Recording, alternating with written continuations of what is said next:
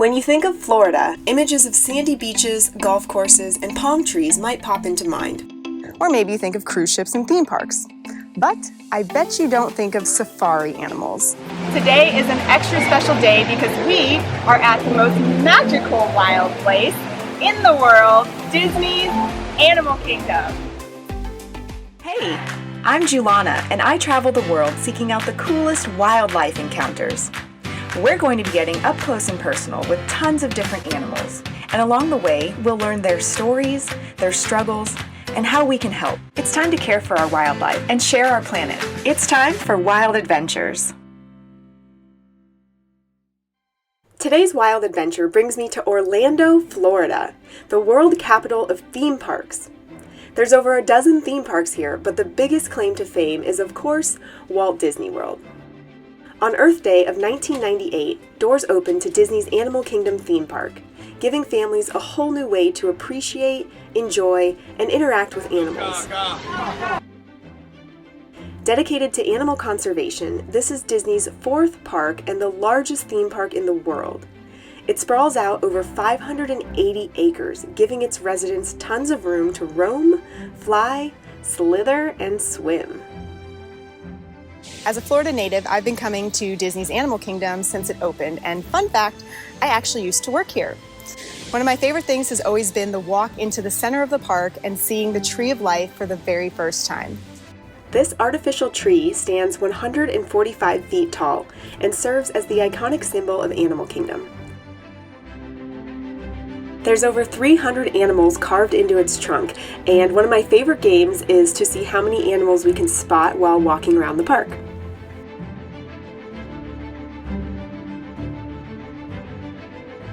There's around 2,000 animals representing 300 different species that call Animal Kingdom home. And although you can see animals all throughout the park, I'm going to show you my two favorite places to see them up close. We'll even be exploring some extinct and mythological creatures today, too. The first place I want to show you is for all of my bird lovers out there. This is the Feathered Friends in Flight Bird Show, and it's fairly new to the park, having just opened in the summer of 2020. 3, 2, 1! With all the bright colors on her face, also that really long beak, powerful enough to crack right through a tortoiseshell. She can't fly, so if we're lucky she'll open her wings. Here she comes again.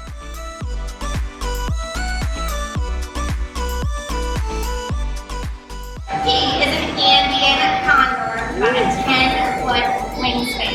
What do vultures like to eat? Dead stuff. I know it's really gross, but super beneficial for the environment, right?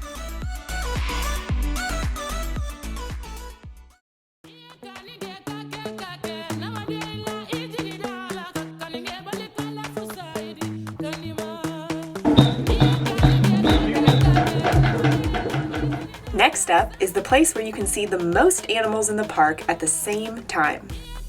Grab your cameras because we're hopping on Kilimanjaro safaris.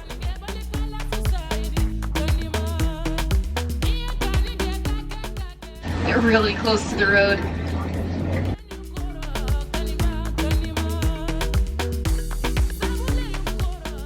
There's more of those wildebeest and the Ankole cattle.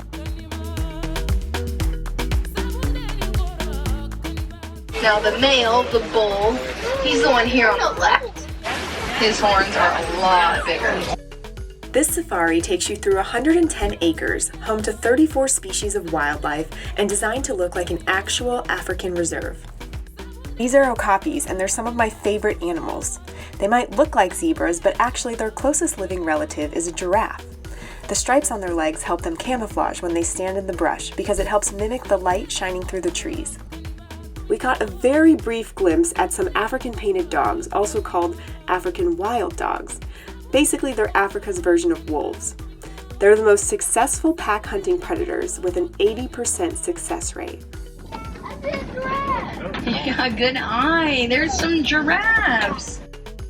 That baby back there, he was born last June. So we're getting ready to celebrate his first birthday.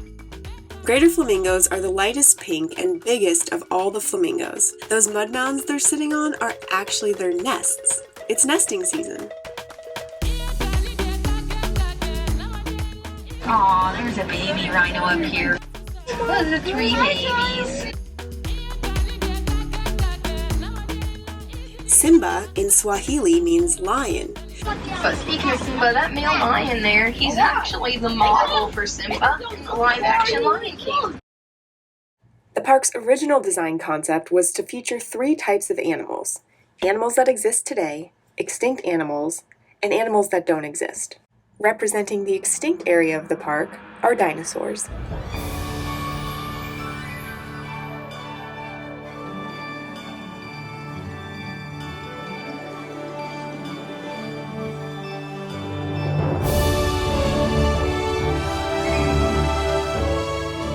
On this ride, you're on a mission to bring back an iguanodon while racing a meteor impact. Time to get serious. Launch autopilot. Signal now! Us. Definitely not our dino. Go, go, go! All right, so there's a good bit of cryptozoology going on here at Animal Kingdom as well, if you know where to look. Cryptozoology is a term used to describe the study of the unknown mythological creatures that we hear about in legends and stories. Originally, there was a plan to have a whole world built around creatures such as unicorns, dragons, and sea monsters, but it never ended up getting built. But before I go, I do want to show you the 2 that did make it into the park. The legend of the Yeti dates back to the 19th century. Also called the Abominable Snowman, it's described as a large ape-like creature living in the mountains of the Himalayas. Although it's never been proven to exist, the Expedition Everest ride honors the Yeti and goes in search of it.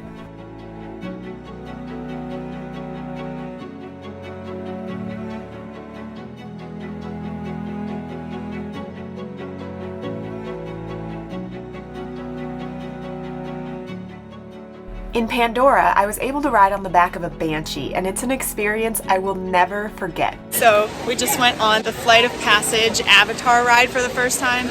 It was so magical that I cried. It was so magical. So magical.